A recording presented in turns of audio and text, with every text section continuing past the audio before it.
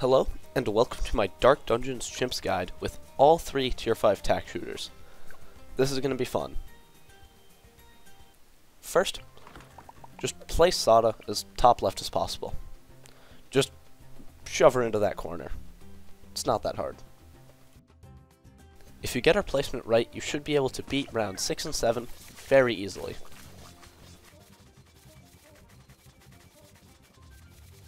For round 8, place a tack shooter as top right as possible. Just shove it into that corner, and it's very important that it is shoved into that corner for later.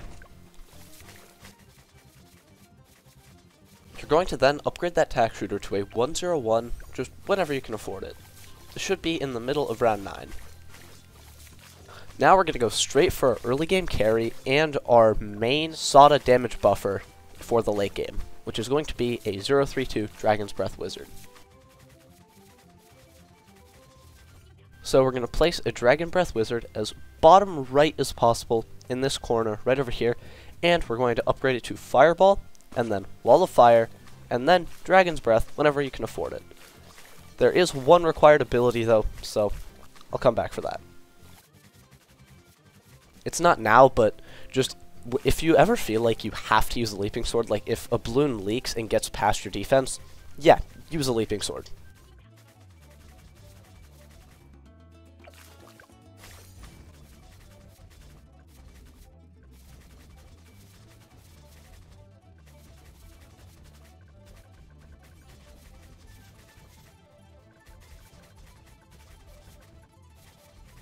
So the only ability that you'll have to use probably 100% of the time is on round 25, where there always seems to be a yellow that leaks on the left side, so just use a Leaping Sword to catch it.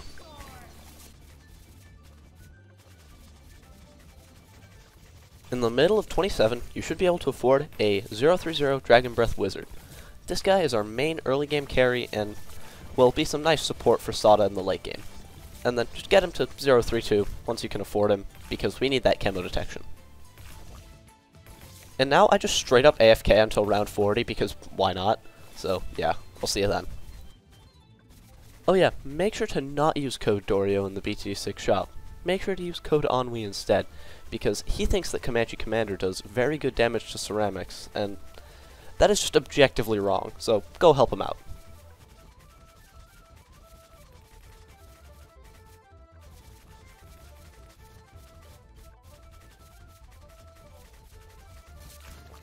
So, just at some point before round 40, upgrade your tack shooter from the early game to a 204 overdrive, and remove that obstacle, and place a 300 primary training village as bottom left as possible on that upper platform. And you shouldn't have to use a Leaping Sword, but you might have to clean up the insides. Doesn't happen too often though. And then the last few finishing touches until we start saving up for our attack zone are getting radar scanner on our village and a 320 alchemist right below our overdrive.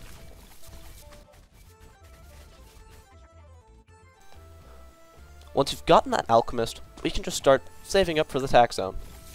And it's completely abilityless, which is kinda nice. But be prepared to use a Leaping Sword to catch any insides that may leak if something goes wrong for whatever reason.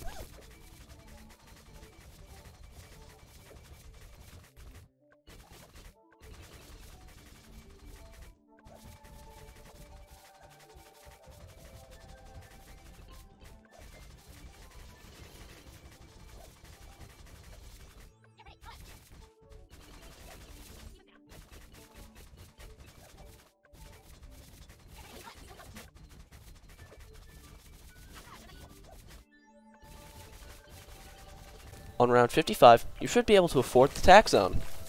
This guy will be our main mid-game damager. It's sad to say that for a tower that's the tack zone. Yeah, he'll be our main mid-game damager to afford our better tower, the Inferno Ring. So, just to prepare for it, place a 420 tack shooter as top right as possible next to your tack zone. Once you've gotten the 420 Ring of Fire, our completely abilityless save up for the Inferno Ring starts now. So, I'll see you once we've afforded it.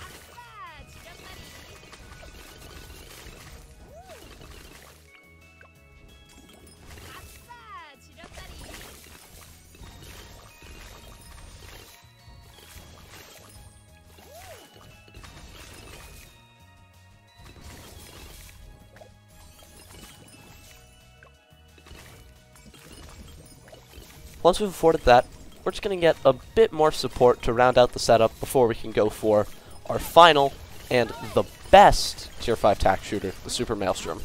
So, some nice additions that we'll be getting are a 024 Relentless Glue set to strong as bottom right as possible next to your Dragon's Breath Wizard. Make sure it's set to strong and that it's 420. That's very important. And then, so our mid-game tack shooter can hit DDTs and deal a bit of extra damage, we're going to place a 410 Embrittlement as bottom right as possible above your Dragon's Breath Wizard. If you place your Dragon's Breath Wizard in remotely the right spot, you should be able to place this very easily. For some clutch DDT slow, we're going to be placing a 040 Bloon Sabotage right over here. The spot doesn't really matter because it's not getting discounted, so just place it anywhere, but it works best if it's over here because reasons, and it's totally not just me making that up.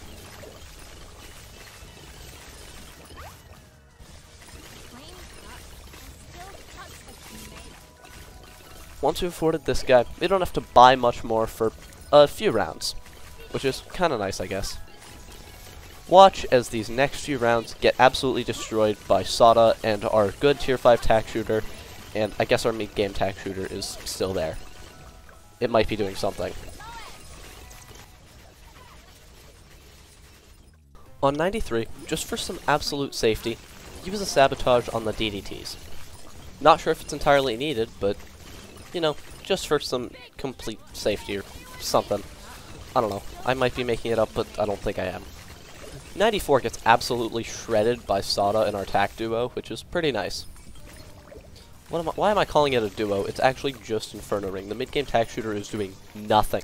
Anyways, for 95, place a tack shooter as top right as possible, and now we're getting the best Tier 5 tack shooter, the Super Maelstrom. When the DDTs come out, use a Leaping Sword, and use a Sabotage once a few of them are killed. No real timing for it, just use it once a few DDTs are killed, and you should win pretty easily.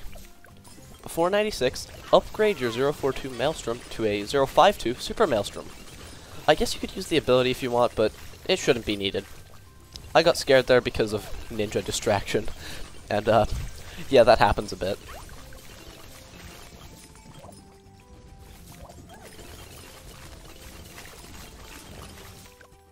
'97 gets absolutely destroyed by our tack trio. Well, it's more of a tack duo because tack zone isn't doing anything. So yeah, it's just a tack duo. And then for 98, place a 420 Bloon Impact right over here. It should still be in range of the village. The only reason we buy this is to cut a single ability, which is not the Super Maelstrom. You still have to use that, basically no matter what. It's used to cut a sword charge that I'm not entirely sure if you still have to use or not. Sometimes you might have to use it. Usually there would be a ceramic or two that just snuck through and you had to use a sword charge to clean it up. Here that doesn't happen, but who knows. For 99, remove the left obstacle and place a 140 Spike Storm right over here. And don't buy anything else just yet, because we don't have to.